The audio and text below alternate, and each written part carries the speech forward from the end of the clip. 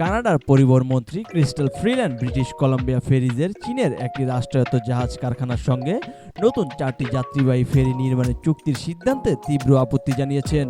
শুক্রবার বিকেলে বিসি প্রদেশের পরিবহন মন্ত্রী মাইক ফার্নওয়ার্থকে পাঠানো এক চিঠিতে ফ্রিল্যান্ড এই সিদ্ধান্তে গভীর হতাশা ও ক্ষোভ প্রকাশ করেন। তিনি বলেন, বর্তমান ভূ রাজনৈতিক প্রেক্ষাপটে একটি চীনা রাষ্ট্রায়ত্ত কারখানাকে এই ধরনের গুরুত্বপূর্ণ প্রকল্প দেওয়া অপেক্ষাকৃত উদ্বেগজনক।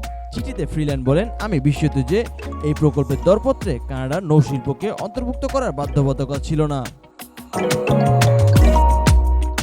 মন্ত্রী ফ্রিল্যান্ড আরও জানান, এই ধরনের চুক্তি নিরাপত্তা ঝুঁকি তৈরি করতে পারে, বিশেষ করে সাইবার সুরক্ষা ও প্রযুক্তিগত নিরাপত্তার ক্ষেত্রে। তিনি চান বিসি ফেরিজ এই ঝুঁকি মোকাবেলা করে সুনির্দিষ্ট পদক্ষেপ নিক এবং কানাডার প্রাদেশিক ও ফেডারেল নিরাপত্তা সংস্থাগুলোর সঙ্গে কাজ করুক। বিসি ফেরিজ জানিয়েছে, কোনো কানাডিয়ান প্রতিষ্ঠান এই প্রকল্পের জন্য দরপত্র দেয়নি। তবে ফ্রিল্যান্ডের দাবি, সরকারি অর্থে পরিচালিত প্রতিষ্ঠানের এমন প্রকল্পে অন্ততপক্ষে কানাডার অংশগ্রহণ থাকা উচিত ছিল।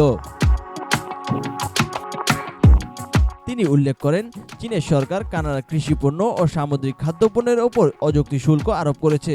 এমন পরিস্থিতিতে এই ধরনের সিদ্ধান্ত দেশের অর্থনীতি ও নিরাপত্তার জন্য উদ্বেগকর।